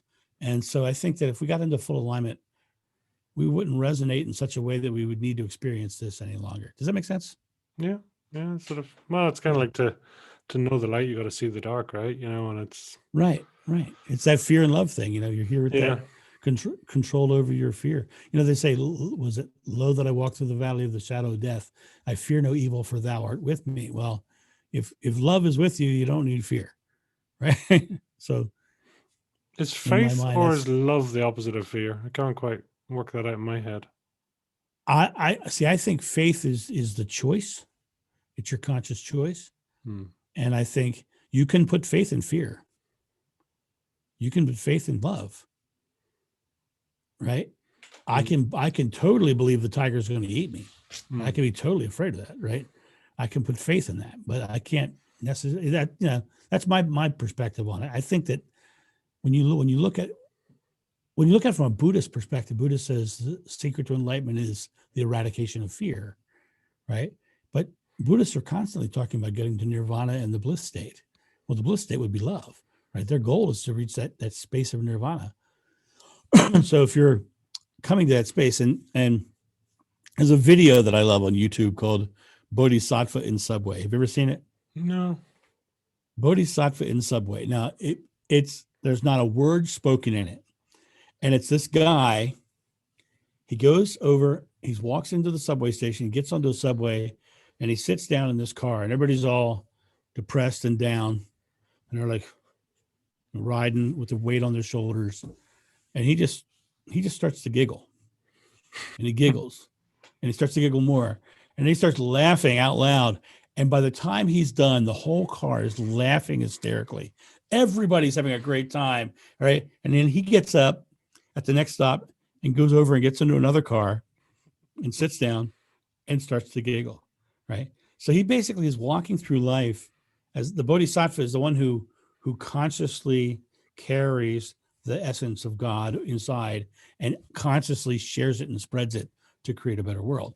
That's what the Bodhisattva truly is. And so what he was doing was like literally just sitting in a subway car and changing the feeling of the subway car and then going to another subway car. It's a great video. And you cannot watch it without laughing. And it's the only thing that's only sound in the whole thing is everybody laughing. It's great. It's lovely. It's not a million miles away from comedy sword fighting, really, is it? Right. And for years, I made people laugh and smile, and it was funny because for the longest time, I have a passion for truth too. I don't like to misrepresent, and my comedy partner liked to do variety. Or things he wanted to do was a bed of nails routine, and I had an emotional struggle with doing a bed of nails routine. Because bed of nails, you lay down on the bed of nails. And what we did, we laid him down on the bed of nails. We broke a cinder block on his chest with a sledgehammer, right? And if you know anything about beds of nails, you spread out your weight over 1,000 nails, you're not going to get hurt, right? So I had a real struggle because I felt like I was lying to my audience because we were playing it up like it was really dangerous. And I had a real struggle with the fact that I was lying. And I had to justify that lie with the fact that this is just a comedy routine. And I focused on making things funny. And so I got out of the idea that I'm lying to them because I think it truly was a justification, which is one of the areas that I still struggle with because it is one of those areas where I'm like, I don't want to lie to them. You know what I mean? I want to be truthful. So I had to justify. And I still to this day, I haven't done that routine in over a decade. And I still stammer when I talk about it because it's that idea of that struggle of lying to the audience. But we had stuff in that routine where I pick up the cinder block, I drop it on his crotch, and and then you see a squirt of pee go across the stage. It's like we have all this stuff, and he picks it up, he moves it off his crotch and onto his chest, and I start talking to the audience. I casually grab the block and I drop it back on his crotch. So we go back and forth, back and forth, back and forth, and so it ended up being the comedy part of it was great. It was probably our funniest routine, even. But there's still that little twinge of not being truthful that really bothered me. Where does that come from, John? Probably from my very Catholic mother, and the rules of sin that were laid upon me earlier. As I said, my mom was a master's degree in liturgy, and we all had to go through 12 years of CCD, Confraternity for Christian Doctrine, and so. At 8 years old, my brother took me. He was supposed to take me to church that Sunday, and I say supposed to because he didn't. He took me for ice cream and putt golf instead of church that day. And the whole time he's saying, he says, "Don't tell mom, don't tell mom, don't tell mom." Well, the next Sunday I go to church, and the priest goes into a whole sermon about mortal sin and sin in general. And in the sermon, he says, knowingly missing mass is a sin. Well, at 8 years old, I was terrified. I was bawling and crying. And I went to my mother and I said, told everything we did the last Sunday. My whole life is passing before my eyes. I'm pretty sure that later on that day, my brother's life passed before his eyes when mom got home. Right.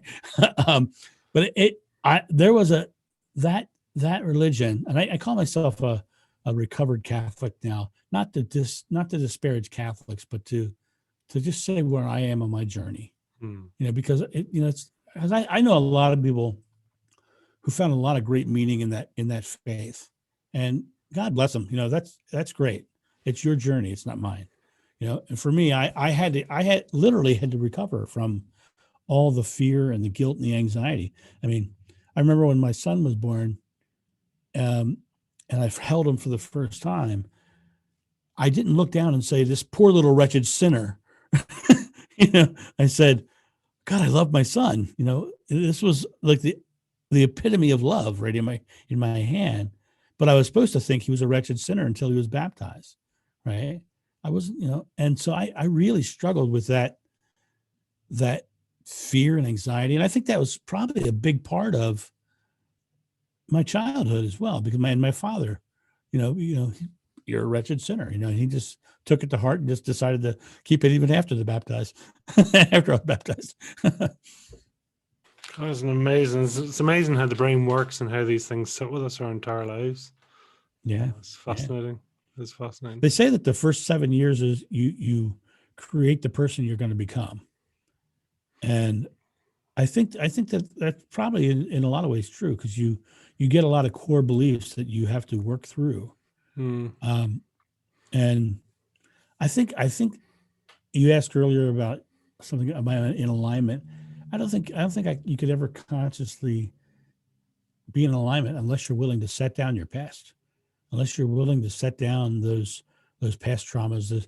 My father, when he passed away, had a very emotional response to that, and I didn't expect to have any emotional response to it, because by the end of his life, we didn't talk to each other. And it had gotten that bad.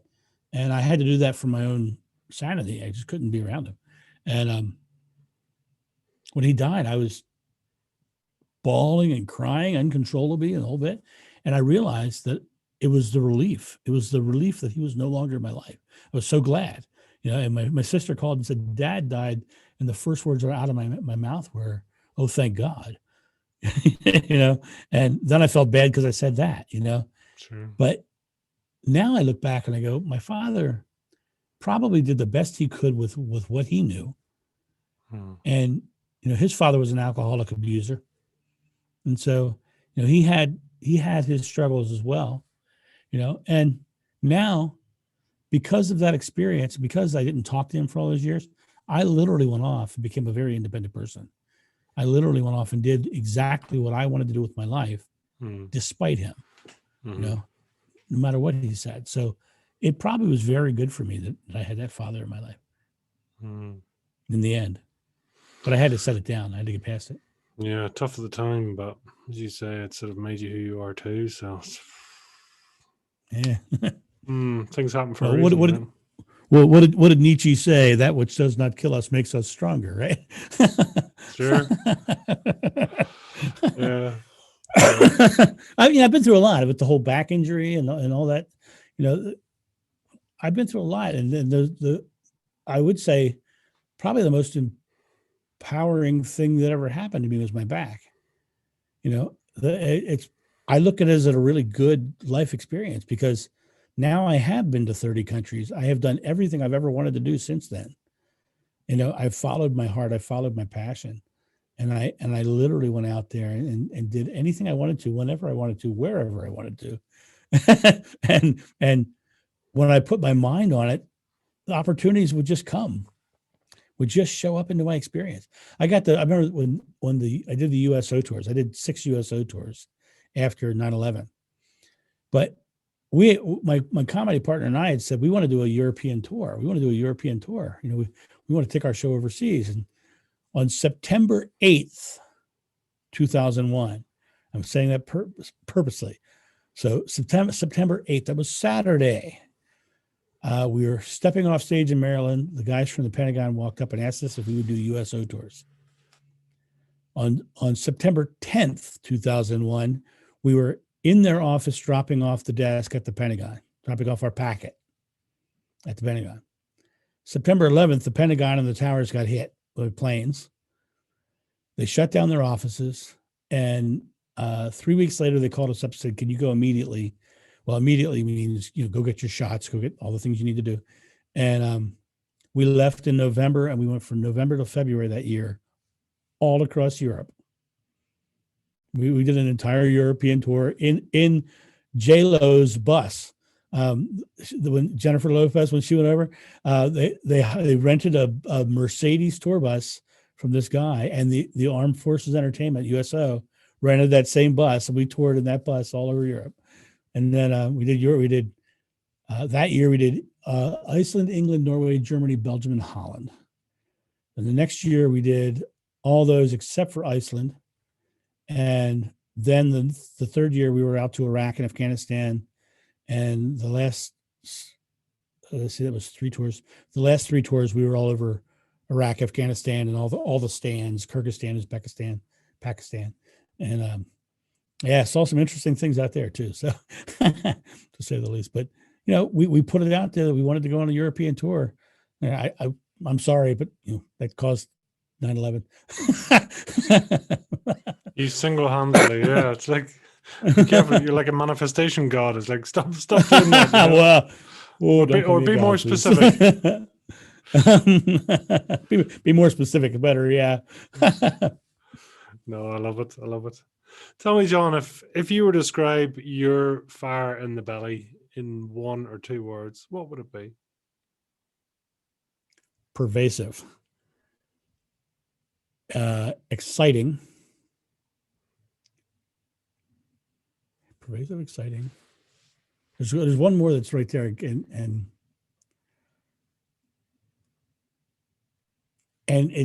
this is not the correct word, but I would have to say something like momentum building, pervasive, exciting, but it is growing and moving. It's in constant motion. Does it make sense? It's like emotion, right?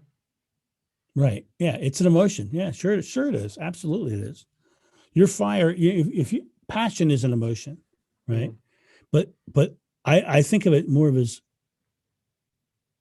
well. Oh, here you go. The word I guess I would use would be creative. Mm. That fire is the spark that creates. It's the thing that gets me moving and gets me going. Mm. Isn't it funny Pervasive, about exciting, and creative. those sparks? Because just listening to the as a consequence of your back injury, as a consequence of your father, these, Mm. it's like good has not happened, so the great can. It's like these events have then triggered amazing things. Right. Right. So And what was really interesting when I stopped needing a struggle, everything got easier. When I started, in other words, I was held back, and then I needed something to happen for me to bust forward. mm, But when I stopped holding myself back, when I stopped limiting myself in those moments, and I just started saying, no, I am creative with the source. I am doing this. I started living the I am moment very clearly. And by living my I am moment in a very clear way, I started experiencing amazing things. I live in this house right now, it's 3,200 square foot house. When I'll tell you an interesting story. I was living in an apartment about 6 miles from here, and I decided I wanted a house. And I had a list of things I wanted. I wanted a minimum of 3 bedrooms. One of them had to be a mother-in-law suite because I was going to have a relative live with me. mm, I needed to have a enclosed garage with workspace so I can have a shop. I needed to have a room large enough that my wife at the time could have a full-blown sewing studio. I needed to have a meditation room. So here's this giant list that's building, right? I wanted to have 2 acres of land. I wanted to have woods behind the house, and I wanted the woods to have a creek. And I had that was the new focus I had set for myself. And a friend of mine was house sitting for somebody, and she had a party, and I came over to the house. I walked in the house, and I was like, I'm looking at the house. I'm like, I'm going to take a walk. And I walked out back, and I walked back to the woods, and there was a creek running through the woods. And I said, wow, I'm loving your house. And the lady who's house sitting, she says, I'm not feeling it at all. I don't want to stay here. I said, will she sell it to me? Yeah, she's looking for a buyer. So I didn't have to deal with realtors. I didn't have to deal with anything.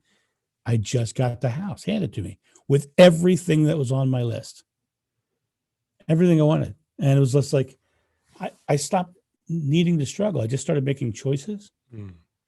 and believing, ask, believe, receive. It's amazing that flip from being pain driven to being pleasure driven is it's a beautiful moment in life, right? Yeah. And it's a matter of easy or not.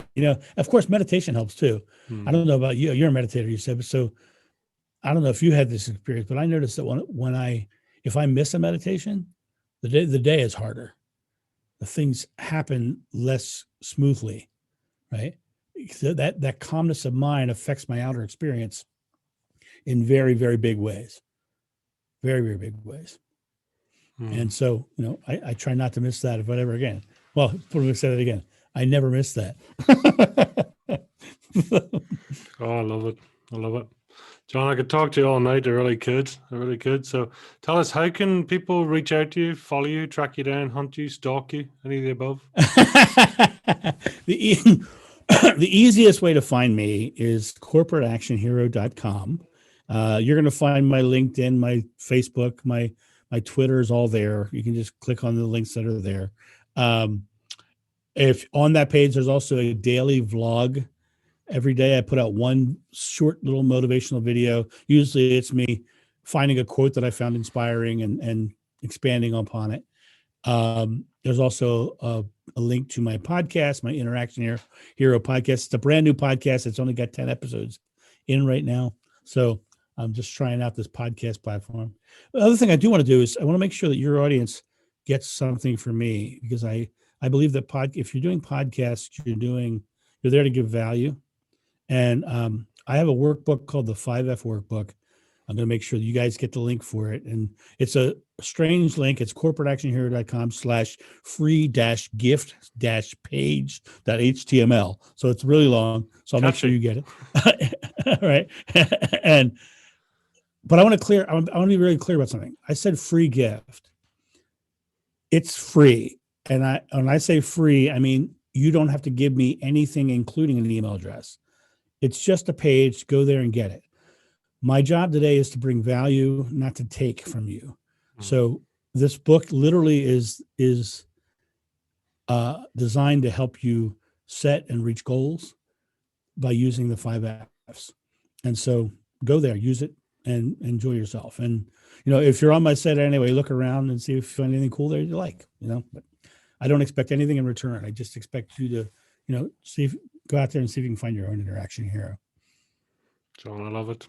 Thank you for that. It's very, very generous. Tell me, is there a final message you'd like to leave with people? Yeah, a very simple one. And I think I might have said it earlier, but it's the one that I like everyone to really realize. Today's choices are tomorrow's outcomes. Live this moment as successfully and joyfully and lovingly as you can, and your life will turn out that way. Love it. John, I thank you for your time. I look forward to it. I've no doubt we'll talk again. But thank you. Thank you. Well, this was lovely, and I don't get to talk about these kind of topics all the time, so it was lovely. I thoroughly enjoyed it. Thank you for your time. Thank you.